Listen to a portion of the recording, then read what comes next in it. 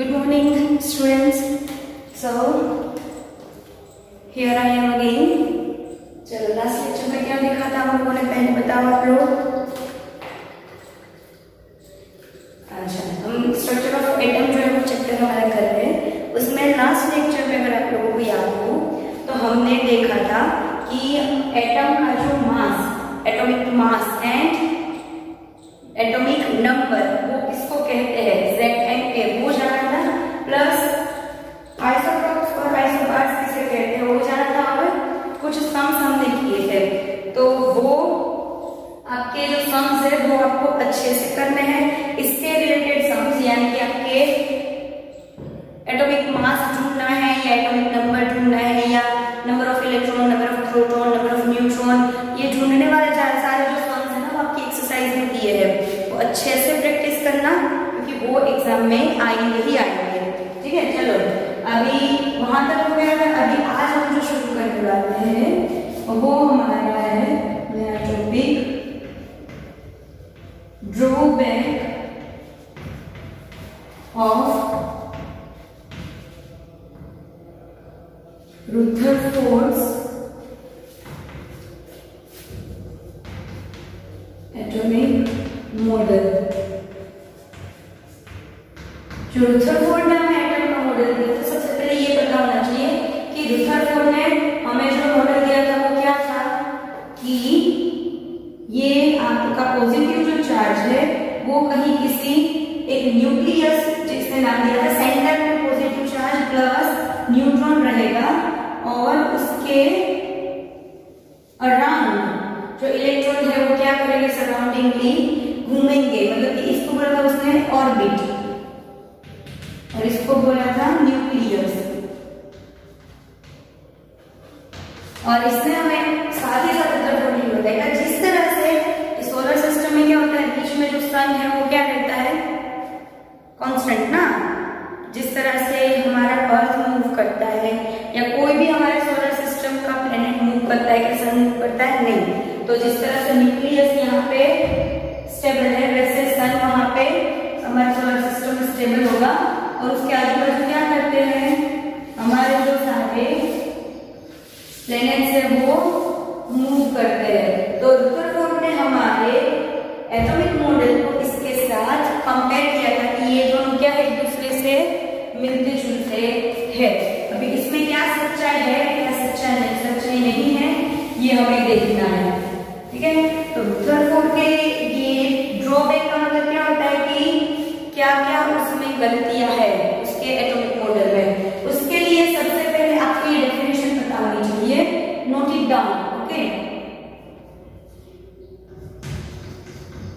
Electromagnetic radiation. So what is electromagnetic radiation? Radiation क्या होता है पता है? रेडिएशन मतलब कि वो किसी भी तरह की कोई लाइट हो, सिर्फ ये हमारे विजिबल लाइट नहीं, लाइट बहुत तरह की होती है। सपोज जो सन जो है आपका, उसमें से जो लाइट्स आती है यूवी रेज, ओके, उसमें भी बहुत सारी लाइट्स होती है जो आप अपनी आंखों से नहीं देख पाते लेकिन एग्जिस्ट करती है। तो जो सारी लाइट्स होती है वो लाइट का निकलना, उसको हम क्या कहते हैं, रेडिएशन। ओके, तो इलेक्ट्रोमैग्नेटिक रेडिएशन क्या है, तो जो मैक्सवेल नाम का एक हमारा साइंटिस्ट है, वो मैक्सवेल ने हमें डिटेल्ड एक्सप्लेनेशन दिया ऑन इलेक्ट्रोमैग्नेटिक रेडिएशन। उसने क्या किया कि बहुत सारे जो चार्ज्ड बॉडीज है, चार्ज्ड बॉडीज मतलब चार्ज्ड पार्टिकल्स, हमारे जो प्लस या माइनस वाले जो भी एटम्स है, उसको उसने क्या किया, उसका पूरा उसने स्टडी किया और उसमें से उसने इलेक्ट्रोमैग्नेटिक रेडिएशन जो निकलते हैं उसके ऊपर पूरा स्टडी किया। और हमें मैक्रो लेवल पे, माइक्रो छोटा होता है, मैक्रो बड़ा होता है, मैक्रो लेवल पे उसका एक्सप्लेनेशन दिया। तो इलेक्ट्रोमैग्नेटिक रेडिएशन मतलब when a charged body is accelerated it emits what, alternative electrical and magnetical radiation. समझते हैं अच्छे से पहले कि सपोज ये ना आप एक चार्ज बॉडी है, ठीक है, तो चार्ज बॉडी मतलब कि इसके ऊपर ये प्लस का चार्ज है। तो जब ये एक्सेलरेशन का मतलब क्या होता है, प्रवेग। ओके, तो जब भी ये एक्सेलरेटेड होता है तो ये जैसे ये घूमता है तो ये क्या करता है, जो अपने पीछे वो क्या छोड़ता जाता है, तो एक बार वो इलेक्ट्रिकल फील्ड, एक बार इलेक्ट्रिक फील्ड एमिट मतलब कि बाहर निकालना, और दूसरी बार उसमें से निकलता है मैग्नेटिक फील्ड। पहली बार इलेक्ट्रिक, दूसरी बार मैग्नेटिक, वापस से इलेक्ट्रिक, वापस से मैग्नेटिक, मतलब अल्टरनेटिवली एक बार इलेक्ट्रिक एक बार मैग्नेटिक, उसमें से वो जो फील्ड है वो बाहर निकलता है और फिर वो ट्रांसमिट होता है। तो व्हाट इज ट्रांसमिशन?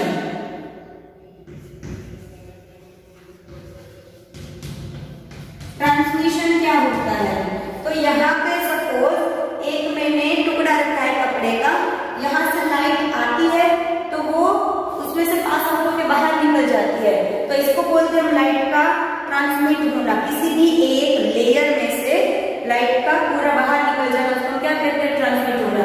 तो इसमें से इलेक्ट्रोमैग्नेटिक फील्ड और इलेक्ट्रिक फील्ड और मैग्नेटिक फील्ड जो होते हैं वो वेव्स के फॉर्म में, वेव्स यानी लाइट किस फॉर्म में होती है, लाइट और साउंड सबके वेव्स होते हैं, पता है, साउंड वेव, इसको हम वेव बोलते हैं। तो इस फॉर्म में इलेक्ट्रिकल फील्ड या मैग्नेटिक फील्ड अल्टरनेटिवली निकलता रहता है, इसमें से हमारे चार्ज बॉडी में से। ओके, तो ये जो इलेक्ट्रिक फील्ड और मैग्नेटिक फील्ड निकला, वो जो रेडिएशन अपने ट्रांसमिट करता है उसको हम क्या बोलते हैं, ये इलेक्ट्रोमैग्नेटिक रेडिएशन या फिर इलेक्ट्रोमैग्नेटिक वेव। तो इसकी definition you will have to note it down. When any charged body is accelerated, it emits or transmits alternatively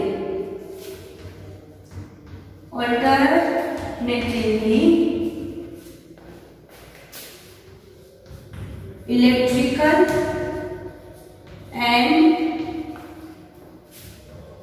magnetic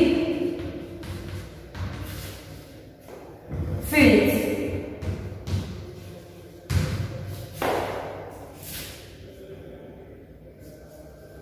This transmission of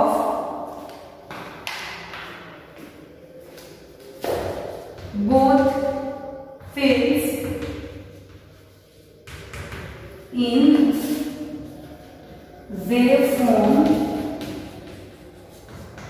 is called electromagnetic radiation.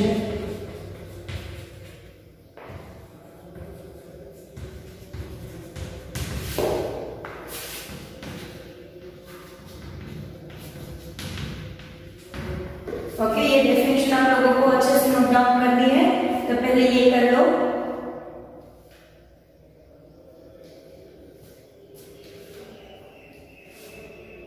Done. When any charged body is accelerated, it emits। ये मैं बोल रही हूँ कि शायद कहीं पे आपको कोई वर्ड दिख नहीं रहा है, तो मैं बोलती हूँ लिख लो। When any charged body is accelerated, it emits alternatively electrical and magnetic fields.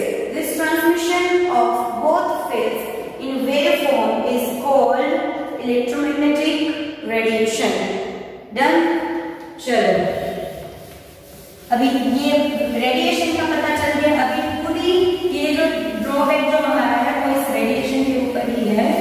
तो जो मैक्सवेल है उसने क्या बताया कि रुदरफोर्ड के जो एटॉमिक मैक्सवेल ने इलेक्ट्रोमैग्नेटिक रेडिएशन वाली थियरी अपनी अप्लाई करी, और रुदरफोर्ड का जो एटॉमिक मॉडल था उसमें थोड़े से चेंजेस किए, उसको थोड़ा सा इम्प्रूव किया। कैसे इम्प्रूव किया कि हमें रुदरफोर्ड ने क्या बताया कि हमारा जो एटॉमिक मॉडल है, एटॉमिक स्ट्रक्चर है, वो किसके जैसा है, सोलर सिस्टम के जैसा। तो सोलर सिस्टम का जो ग्रेविटेशनल फोर्स होता है, ग्रेविटेशनल, जिससे वो बंधे हुए होते हैं एक दूसरे से। जी, ग्रेविटेशनल फोर्स जो हमारा होता है वो होता है GM, सॉरी जी है gravitational force is equal to, ये हमारा ग्रेविटेशनल कांस्टेंट है, into m1 into m2 upon r²। तो यहाँ पे जो g है हमारा वो क्या है, gravitational force, sorry gravitational constant m1 and m2 क्या है, मासेस ऑफ बोथ प्लैनेट्स। जो दो प्लैनेट एक दूसरे से ग्रेविटेशनल फोर्स से जुड़े हुए हैं उसके बीच के फोर्स की बात है। और r जो है वो क्या है, distance between both planets. Okay, अभी ये ग्रेविटेशनल फोर्स था। अभी हम देखते हैं, अच्छा ये बताओ, मैंने आपको बताया था हमारे जो इलेक्ट्रॉन्स है उसमें कौन सा फोर्स लागू होता है, मतलब हमारे चार्ज बॉडीज है उसमें कौन सा फोर्स लागू होता है, कोलम्बिक फोर्स, कोलम्बिक फोर्स। तो वो जो होता है वो इससे दिखने में इससे मिलता जुलता है, इसमें हमारा कांस्टेंट आता है K, ठीक है, into Q1 into Q2 upon r²। तो यहाँ पे K हमारा कांस्टेंट है, फिर आया Q1 एंड Q2, तो वो है चार्ज ऑन बोथ पार्टिकल्स। जिन दो पार्टिकल्स की आप या एटम, पार्टिकल्स और एटम, जिन दो एटम की आप बात कर रहे हो उसका चार्ज, और r जो है वो distance between both particles. Okay, तो ये दोनों दिखने में सेम है हमें कि इसका फोर्स लिख लो, इसका फोर्स लिख लो, दोनों दिखने में इक्वल है। तो मैक्सवेल ने ये कहा था हमें कि अच्छा ये दोनों इक्वल है, मतलब रुदरफोर्ड की ये बात हमारी सही हुई कि जो हमारे इलेक्ट्रॉन्स है वो किसमें घूमते हैं, ऑर्बिट के अंदर, ठीक है। लेकिन ऑर्बिट हमारी कैसी है, ये सर्कुलर, यहाँ पे हमारा न्यूक्लियस है। तो इलेक्ट्रॉन सपोज यहाँ गया, फिर उसकी डायरेक्शन चेंज हुई, फिर यहाँ गया, फिर उसकी डायरेक्शन चेंज हुई, इतना गया, फिर उसकी डायरेक्शन चेंज हुई। तो उसकी डायरेक्शन सेकंड में मतलब वो जितना मूव करता है बार बार उसकी डायरेक्शन चेंज होती है। तो ये हमारा एक नियम है फिजिकल साइंस का कि जितनी डायरेक्शन जितनी बार चेंज होती है उतना ही हमारा जो एक्सेलरेशन है वो क्या होता है, बढ़ता है। तो लेकिन ये किसमें होता है, चार्ज बॉडीज पे, हाँ, प्लेनेट में नहीं होगा क्योंकि प्लेनेट का कोई चार्ज होता है नहीं। तो ये जो है वो चार्ज बॉडीज की बात है कि जब भी वो जितना डायरेक्शन अपनी चेंज करेगा उतना क्या होगा, उसमें एक्सेलरेशन बढ़ेगा। तो एक्सेलरेशन बढ़ेगा तो इसमें क्या होगा कि ये जो हमारे इलेक्ट्रॉन है उसका एक्सेलरेशन बढ़ता जाएगा, स्पीड बढ़ती जाएगी। तो ये ऐसा होता जाएगा कि आपकी जो ऑर्बिट है ना वो इसके नजदीक आती जाएगी, because of the acceleration of electron. जो इतना अट्रैक्शन पैदा होगा कि ये जो ऑर्बिट है वो इसके नजदीक श्रिंक करेगी। श्रिंक मतलब आप अगर कॉटन के जो आपके कपड़े होते हैं उसको वॉश करते हो तो कैसे सिकुड़ जाते हैं, श्रिंक मतलब सिकुड़ जाना। तो आपकी ऑर्बिट जो है वो सिकुड़ने लगेगी और इस सिकुड़ के वो 10⁻⁸ सेकेंड के टाइम के अंदर ही वो इस एटम के आसपास, हमारे न्यूक्लियस के आसपास स्पाइरल हो जाएगी। स्पाइरल मतलब उसके ऊपर जैसे वो सांप ऊपर किसी के ऊपर ऐसे पूरा लपेट लेता है ना, उस तरह से हमारी ऑर्बिट जो है इसको लपेट लेगी। लेकिन क्या ऐसा होता है, नहीं। ऑर्बिट जो है वो कभी भी न्यूक्लियस के लिए नजदीक ना है, उसका डिस्टेंस कम होगा, ना ही उसके नजदीक जाएगी। तो ये जो चीज है वो पॉसिबल नहीं है।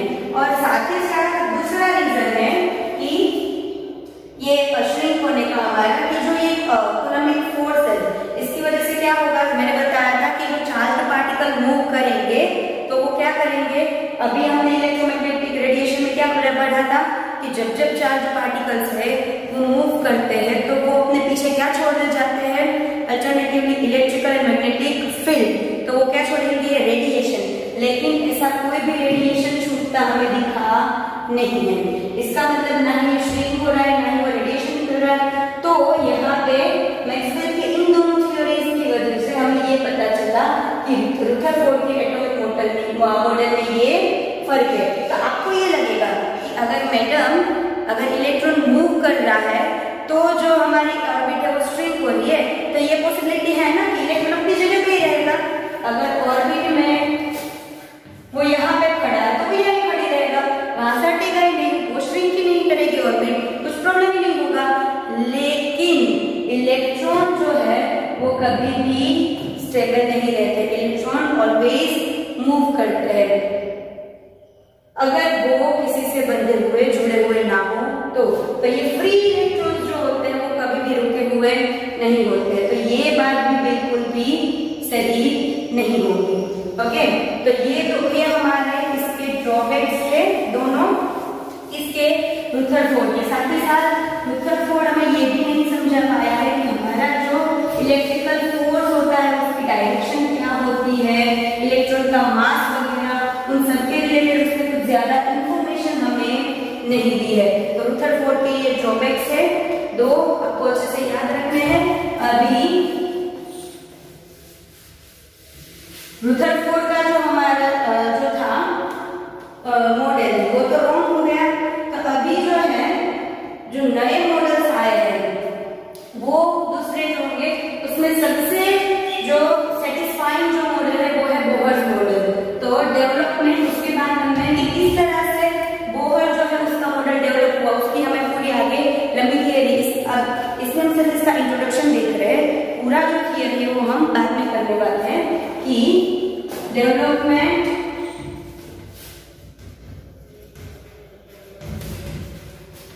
लीडिंग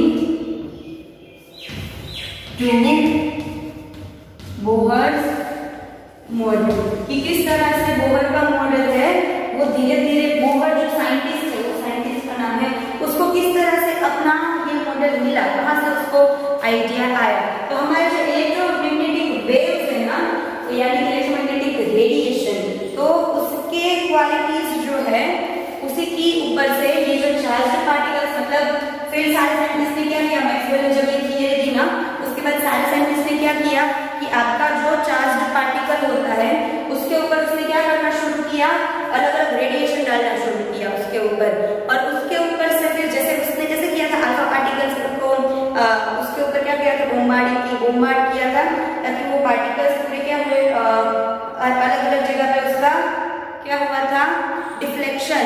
याद है ना रुदरफोर्ड का प्रैक्टिकल। ओके, तो एक्सपेरिमेंट था वो। तो इस तरह से हर एक साइंटिस्ट ने धीरे धीरे स्टार्ट किया। तो वो मेनली दो चीजों के ऊपर वर्क करते थे सारे साइंटिस्ट। पहली कि जो इलेक्ट्रोमैग्नेटिक रेडिएशन है, dual behaviour of electromagnetic radiation.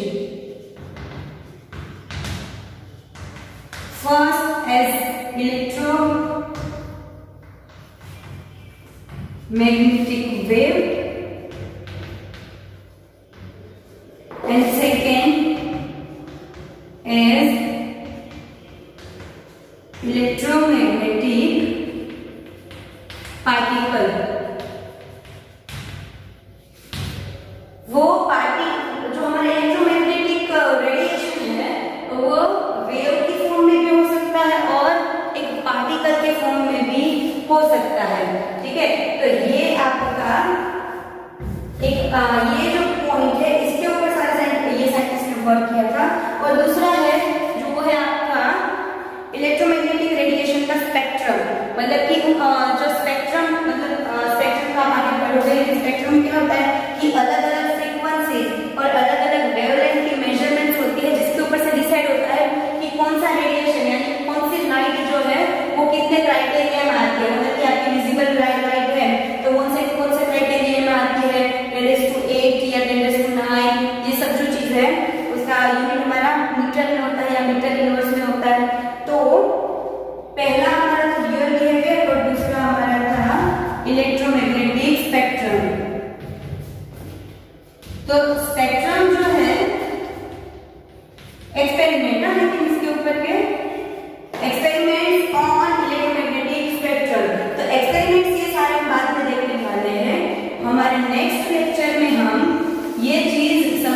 दिखाते हैं dual behaviour of electromagnetic radiation. ठीक है, चलो आज के लेक्चर में जो मेरी डेफिनेशन जो लिखवाई थी वो खास याद रखना। प्लस आपका ड्रॉबैक कई बार ये होता है कि आपको रुथरफोर्ड का एक्सपेरिमेंट और साथ ही साथ उसके ड्रॉबैक जो है कंक्लूजन आपको इस तरह से पूछते हैं कि what experiment did the Rutherford with gold plate, give the conclusion of the experiment and what are the drawbacks of Rutherford experiment. तो ये सब कुछ एक साथ भी पूछा जा सकता है। ओके, चलो अभी हम नेक्स्ट लेक्चर में मिलते हैं।